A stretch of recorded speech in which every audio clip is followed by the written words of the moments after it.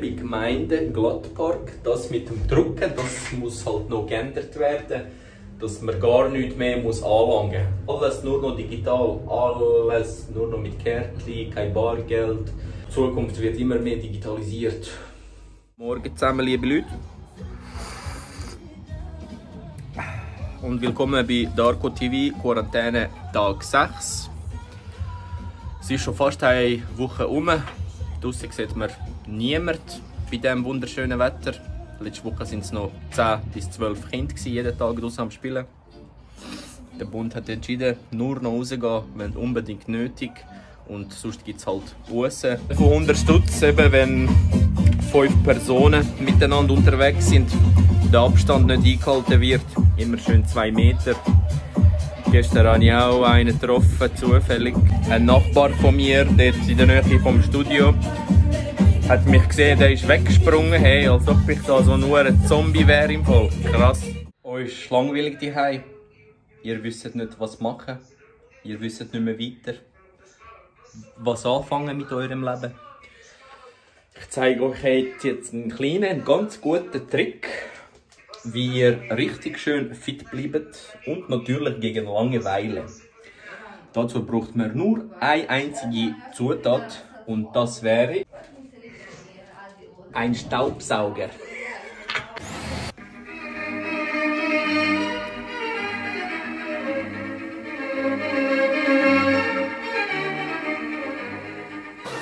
Ich bin arbeitslos, ich bin arbeitslos, ich bin arbeitslos.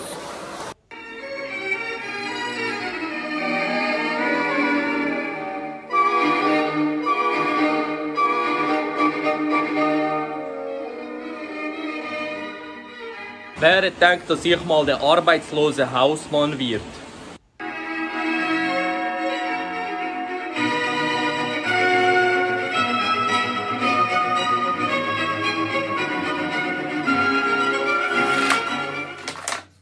Ein guter, knackiger Salat ist A und O bei einem Healthy Fitness Lifestyle. Mit ein bisschen Tomaten, Radiesli, grünen Blattsalat, Cäsar, oder wie man dem sagt, Eisbergsalat, genau. Und natürlich Gurken. Von Anfang an habe ich immer Gurken gegessen. So schön wieder im Sauberen die Heime rumhängen. Capri-Sonne beste. Vegan. Hä? Ich habe immer gedacht, Früchte wären aus Fleisch gemacht. Quarantäne überall auf der ganzen Welt. Sogar in Russland jetzt eingeführt. Putin hat es gescheit gemacht. Er hat gesagt, entweder 15 Tage Quarantäne oder 5 Jahre Knast. Dritte Möglichkeit gibt es nicht. Alle halten sich daran, der Virus ist im Griff. Ich hatte noch heute Morgen ein interessantes Gespräch mit meinen Bros. Und der ältere Bruder, der schafft im Migros immer noch vollsten Einsatz am zeigen. Jeden Tag Vollgas, richtig im Krisengebiet. Finde ich sehr gut, Bro. Respekt. Sie sind überhaupt nicht geschützt. Sie sagen, die Handschuhe bringen sowieso nichts, weil man sie ja nicht regelmäßig wechseln. Die eine Maske nützt auch wenig. Und immer voll der Gefahr ausgesetzt. Mitarbeiter, wenn sie kommen mit Husten oder Fieber und so, gerade heimschicken. Aber bringt ja nachher auch nichts mehr, wenn sie gestern schon mit allen Kontakt gehabt haben. Schwierig, schwierig. Und darum stelle ich mir irgendwie vor in Zukunft, dass eben da Detailhändler und auch sonst irgendwie immer weniger Leute werden mit anderen Leuten Kontakt haben und gehen arbeiten, so physisch irgendwie. Sondern es wird alles mehr online gemacht. Auch die Kinder haben ja jetzt noch eine Online-Schule.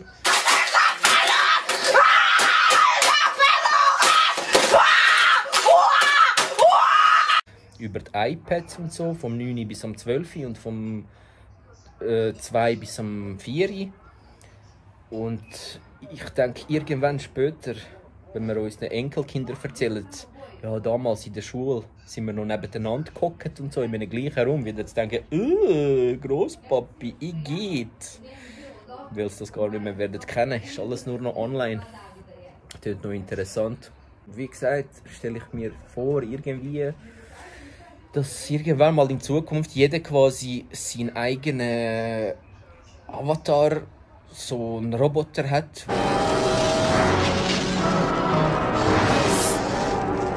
Wo ihn quasi verkörpern.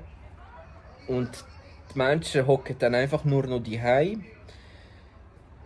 So ein Teil über dem Kopf oder am Hirn angeschlossen, am Körper, Muskeln.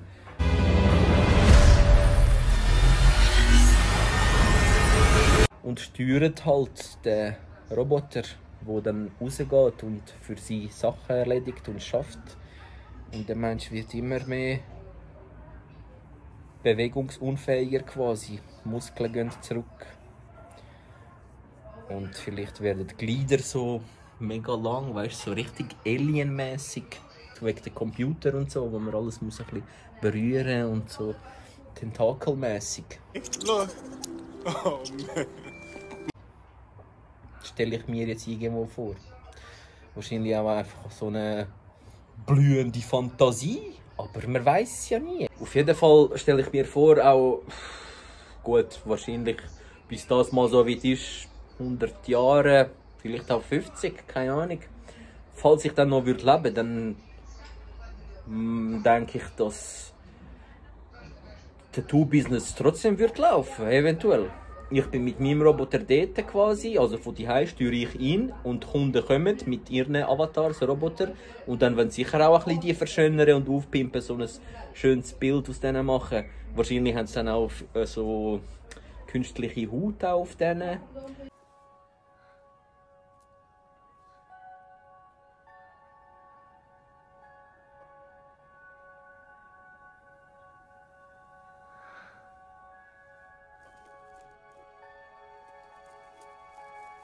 Oder halt Metallteile, dann nehme ich halt so ein Graviergerät, habe ich auch daheim. Und dann tue ich dann so die Metallteile gravieren und so. Das tönt doch interesting, ne? So, weiter geht's. Wird wieder mal etwas gemökelt auf Papier das Mal. Könnt eventuell schon langsam erkennen, was es wird. Wie letztes Mal immer schön fein vorauszeichnen mit dem Bleistift. Es wird ein Fräulein. Also wenn man das nicht sieht, dann weiss ich auch nicht. Die Finger schön machen. Und ja, die Idee ist mir heute spontan irgendwie im Sinn gekommen. Heute am Morgen. Wo ich bin den Müll rausbringen, habe ich gedacht, machen wir irgendwie etwas ein bisschen Mechanisches. Das wäre cool. Ich habe eben noch mit den Brüdern geredet über die Digitalisierung der Welt und so. Das war auch irgendwann so am Nachmittag. Und dort habe ich noch gar nicht gewusst, was ich mache. Da hat mich auch einer gefragt, ob ich ein Drehbuch schreibe oder so. Aber ich mache alles völlig spontan. Ich stehe auf. Irgendwann, wenn ich denke, so, jetzt geht's los, dann fange ich an zu filmen. Einfach so, gerade die Situation, wo es gerade passt. Und dann im Verlauf des Tages mache ich immer wieder so kleine Ausschnittvideos. Und bis mir irgendwann mal im Sinn kommt, was ich zeichnen soll. Und dann geht's los. Jetzt seht ihr hier so ein Männchen, ist da so quasi am Tätowieren, Gravieren. Das Männchen soll einfach irgend so einen Tätowierer darstellen. Jetzt auch keinen bestimmten oder so, sondern einfach so symbolisch halt. Und wie ich eben vorher gesagt habe, da mit den Metallteilen und so Arm tätowieren. Vielleicht erkennt ihr schon, wer das Fräulein ist. Ich habe sie vorher kurz eingeblendet. Kurze Szene. Jetzt sind wir hier Äugli am machen, Näschen. Schön grosse Lippen. Das hat sie so. Im Manga hat sie ganz grosse Lippen. Alle nennen sie Oktopuslippen. Im Film nicht so, aber der Film ist auch mega geil gemacht. Gefällt mir richtig. Alita Battle Angel. Eine von meinen Lieblingsfiguren. habe ich auch schon ein paar Figürchen. Letztes Mal habe ich auch ein Unboxing gemacht von ihr. Und jetzt habe ich eben noch eine ganz grosse Statue quasi von ihr, die immer noch in der Box ist. Ich glaube, in dieser Box habe sogar ich Platz, so riesig ist die.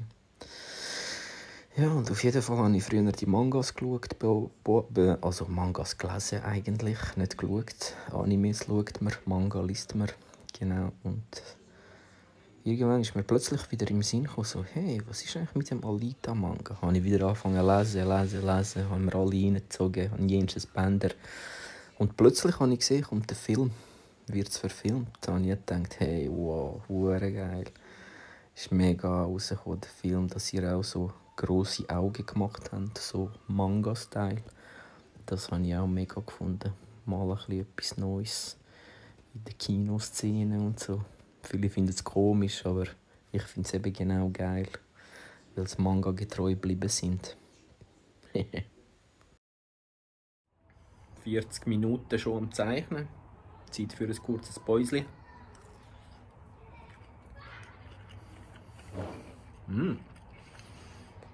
Kleiner Snack für zwischendurch. Stäbli vom Fisch. Muss ich schon zugeben, schon lange nicht getrunken. Dieses Wasser. Frisch aus dem Hahn, ne? Frisches Glattparker Wasser. Mal probieren.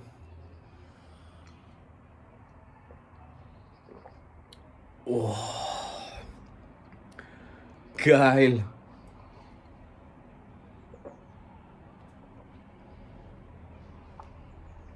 Oh. Hey, ist ja richtig gut, hey. Gestern habe ich dann 2 Bier gesoffen. Oder glaube vielleicht auch 3. Und das hat mich voll vertatscht im Fall. Hat sicher schon eine Woche, 2 fast kein Alk mehr getrunken. Irgendwie auch gar keinen Bock. Für was? Meistens habe ich bis getrunken, wenn ich raus bin mit Kollegen in der Beiz zum Mexikaner. Aber sonst daheim finde ich das so irgendwie sinnlos. Aber gestern war cool. Gestern Nacht Party gemacht, 2 gesoffen.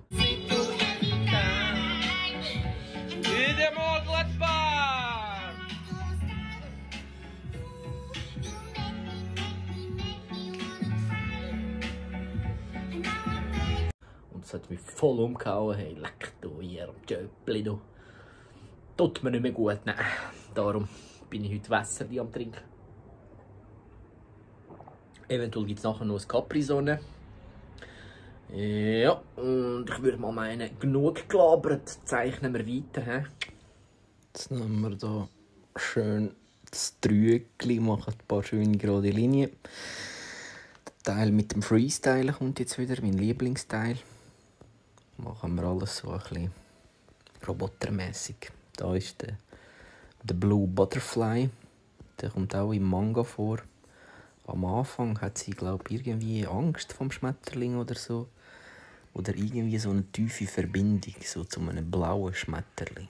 Genau, der kommt vor im Manga. Zieht euch die Mangas rein, ist Hammer. Also vor allem die erste Teil. Da haben wir ein Tattoo-Maschinchen am Rausgüchseln. Schönes Rösli. Ja, ich denke, ich muss nicht zu viel sagen zu dem Bild. Man erkennt es. Ist ein Tätowierer dort am Hocken mit einer Graviermaschine und tätowiert quasi ihre mechanische Hand. Amix auch, wenn ich bei den Kunden nicht fertig wird, machen wir amix Scherzli. Lass mir deinen Arm da und wenn ich fertig bin, dann bringe ich es dir wieder. Das wäre eben so möglich. Hätten wir so Roboterteile. In dem Manga geht es eben darum, ist so eine Cyborg-Frau. So ein Typ, so ein Forscher, Professor, findet sie ihren Kopf quasi bis etwa zu der Brust. An einem Schrottplatz, genau. Und dann nimmt er sie mit und tut sie an einem neuen Körper quasi befestigen.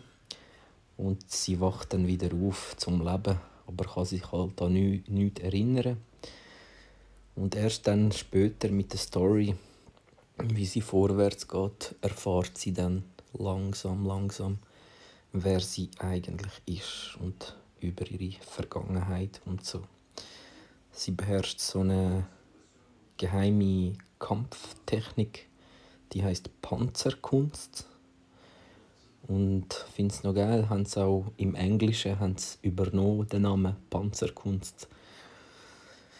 Und sie wendet das an zum Fighten und macht alle voll kaputt. Aber sie weiß eben nicht, von wo sie das überhaupt kann. Weil das ist irgendwie automatisch so in ihr drin, die Panzerkunst, Kampftechnik. Und erst später in der Story erfährt sie dann immer mehr und mehr. Ich wollte euch jetzt auch nicht zu viel verraten, weil dann wäre es auch nicht mehr spannend für euch zum Lesen. Also spannend wäre es auf jeden Fall. Nur schon wegen der Kunst, also der Zeichnungsstil, finde ich einfach Hammer. Ist recht inspirierend. Allgemein Mangas haben mich schon immer inspiriert. Aber das sage ich, glaube jedes Mal. Ihr seht, da habe ich erst mit Bleistift vorzeichnete Figuren und jetzt nehme ich nochmal den schwarzen zum drüber machen. Immer wieder ein bisschen den Bleistift zum Details zu machen. Und um dann alles wieder schön nachdunkeln, nehme ich dann wieder das Schwarz. Schön am Gravieren da, so ein paar Rösli. Da dem Tätowierer noch so ein paar Tattoos machen. Schöne Händchen. Das ist immer ganz wichtig. Ohne Händchen läuft nichts. Oh shit, da sehen wir gerade den Ziggy links im Bild. Ignoriert das einfach. Habe ich eigentlich nicht wollen. Rauchen da rein in diesen Videos. Ist mir jetzt ein klitzekleines Missgeschick unterlaufen. Ja, der Tätowierer noch mit dem Tattoo auf der Brust. Mal. Ich glaube, auf dem Hals hätte er vielleicht auch noch eins. Aber das sieht man jetzt nicht von der Position, halt, wie er da hückelt. Ist eventuell proportional nicht ganz korrekt, aber ihn habe ich mehr so Comic-Style gemacht. Jetzt genau wieder mit dem wunderbaren Schattierstift alles schön abrunden, auch glänzig machen. Ist ein gutes Kleid, so ledermässig glänzig. Hier noch ein bisschen rot, hier ist Streifen, wo sie sich das erste Mal selber macht, quasi mit Blut. Zeichnet sie sich die Streifen dort bei den Backen, unter den Augen. Und das ist so quasi ihr Markenzeichen. Später dann erfahrt man auch, warum. Und los geht's mit ein bisschen Mökeln. Copic Markers wieder mal im Einsatz. Das sind immer die besten. Finde ich toll. Tolle Sache, jawohl. Schön pinkes Blümchen und blau. Und ja, sind einfach schweineteuer, die Copic Markers, aber es lohnt sich mega. Es ist mega cool, mit denen zu arbeiten. Es macht Spass. Dort auf der Seite sieht man noch so einen Gameboy rausgewechselt und so ein kleines iPad. Ich habe alles versucht, so irgendwie ein bisschen mechanisch darzustellen, mit Schläuchen und Rohr. Und dort ist noch so ein kleiner Robot-Head. Unten links, wer könnte das sein? Natürlich der Pikachu. Weil es passt halt zum Strom und so. Der ist natürlich gelb. Und den machen wir auch ein bisschen rosa, pink. Der Robot Boy. Ja. Das meiste, was ich daran mache, bin ich einfach immer am Überlegen, welche Farbe. Einfach nie zu nahe beieinander, zwei gleiche Farben. Sonst muss ich es halt ein bisschen abändern. Da genau, der blaue Schmetterling.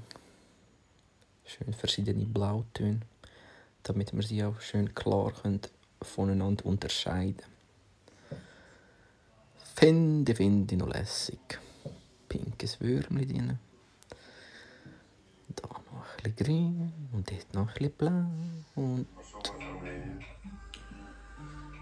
schon wieder der gleiche Scheiß passiert. Also das Mal hatte ich genug gespeichert, aber ich habe gedacht, ich kann gedrückt auf Aufnehmen, aber habe ich gar nicht. Ja, nun, es ist halt fertig. Da sieht man wieder mal, was für ein Amateur ich bin. Danke euch vielmals fürs Zuschauen, liebe Leute. Das wär's von mir für heute. Vergesst nicht zu subscriben und die Glocke anstellen, damit ihr immer schön alles mitbekommt. Nächstes Gewinnspiel gibt es dann bei 300 Abonnenten. Dann gibt es einen Gutschein von 300 Stutz zum Gewinnen. Also, tünt ihr fleissig. In dem Fall, bis zum nächsten Mal. Macht's gut. Ciao.